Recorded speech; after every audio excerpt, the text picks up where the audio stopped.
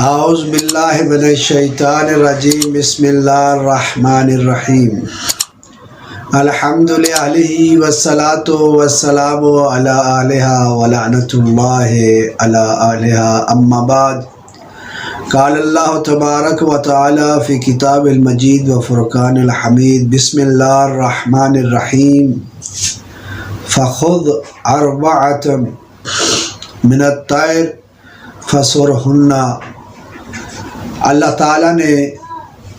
قرآن مجید میں جب ابراہیم نے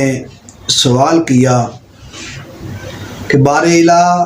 تو مرنے کے بعد کیسے زندہ کرتا ہے، جب انسان مر جاتا ہے تو اسے دوبارہ کیسے زندہ کرتا ہے، تو اللہ کی آواز آتی ہے ابراہیم کیا تجھے یقین نہیں ہے؟ ابراہیم فرماتے ہیں لِأَطْمَئِنَّ قلبی، میں اپنے دل کے اطمینان کے لیے یہ کر رہا ہوں، ورنہ مجھے یقین ہے کہ تو زندہ کرتا ہے اور موت دیتا ہے، پھر موت کے بعد زندہ کرتا ہے۔ امام جعفر صادق علیہ السلام اس آیہ کریمہ کی تفسیر کر رہے تھے تو اس وقت جو مجموعہ جماعت بیٹھی ہوئی تھی ان میں یونس بن ذبیان جو مولا کے شاگرد تھے وہ بھی تھے، تو اس نے پہلا سوال کیا یا ابن رسول اللہ، کیا جو وہ پرندے تھے کانت من اجناس مختلفہ اور من جنس واحد، کیا وہ پرندے مختلف اجناس میں سے تھے یا ایک ہی جنس کے تھے؟ تو امام نے فرمایا آتحبون ان اوریکم مثلہ، کیا آپ پسند کرتے ہیں، آپ چاہتے ہیں کہ آپ کو میں دکھاؤں اس کی مثل؟ قلنا بلا، ہم سب نے کہا جی مولا۔ یہ جو تفسیر اب واقعہ ذکر کیا جا رہا ہے یہ صاحب قطرہ نے اور صاحب بحار اور صاحب جراح خراج والجراح جو ہے انہوں نے اس کتاب میں اپنی کتابوں میں اس واقعے کو ذکر کیا ہے۔ جب امام سے انہوں نے خواہش کی کہ مولا ہم چاہتے ہیں کہ وہ کس طرح زندہ ہوئے، کس طرح اللہ نے ان کو زندہ کیا، کیسے جناب ابراہیم نے ندا دی، تو امام نے فوراً وہاں سے ندا دی یا طاؤس، طاؤس یعنی اے مور، فطارا فی حضرت ہی، تو وہ اڑتا ہوا مولا کے محضر میں حاضر ہوا۔ پھر مولا نے آواز دی یا غراب، تو وہ مولا کے سامنے، اس کے بعد فرمایا یا بازی، اے باز، وہ بھی آ گئے۔ آخر میں کہا یا حمامہ، کبوتر بھی اڑتا ہوا مولا کے سامنے۔ تو مولا نے فرمایا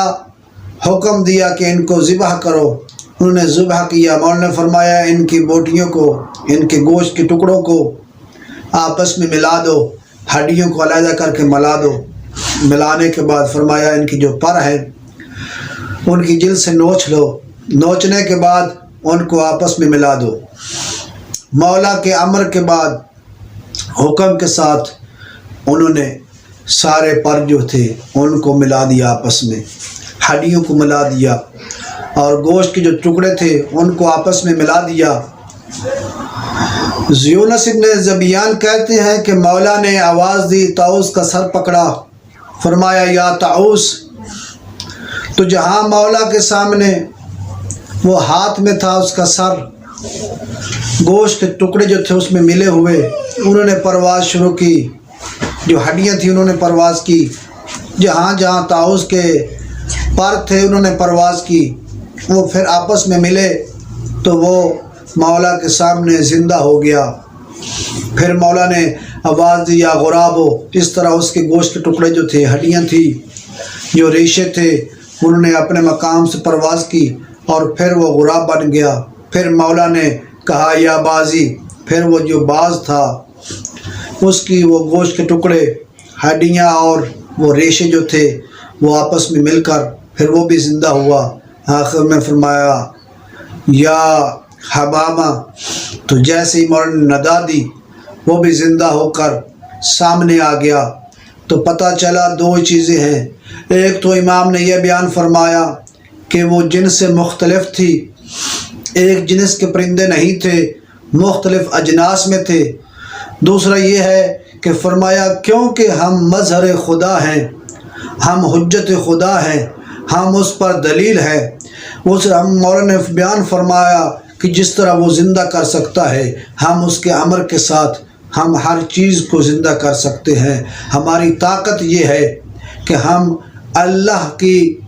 وہ کرامات جو معجزات اللہ نے اپنے لیے ظاہر کیے ہیں، ہم 14 میں ان معجزات کو اس اللہ کی دی ہوئی طاقت سے وہ انجام دے سکتے ہیں۔ والحمد للہ رب العالمین۔